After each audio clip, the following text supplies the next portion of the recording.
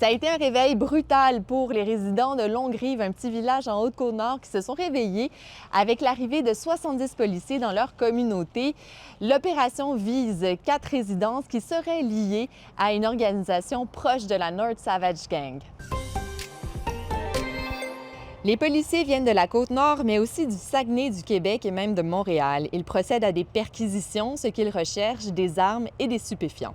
Au moins une arrestation a d'ailleurs été faite au cours de la journée. Il s'agit de Steve Tremblay qui fait face à plusieurs chefs d'accusation, notamment celui de possession d'une arme prohibée. L'opération pourrait encore durer plusieurs heures selon les porte-paroles.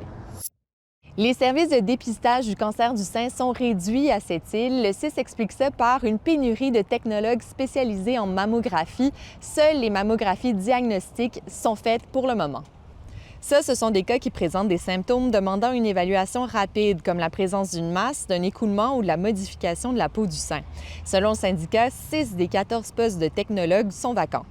Plusieurs pistes de solutions sont étudiées par le CIS pour rétablir l'entièreté des services.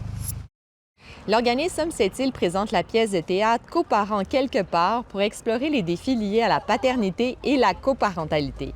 Le spectacle qui a été conçu par le Théâtre Parmi nous se veut un outil de sensibilisation pour aborder le rôle du père.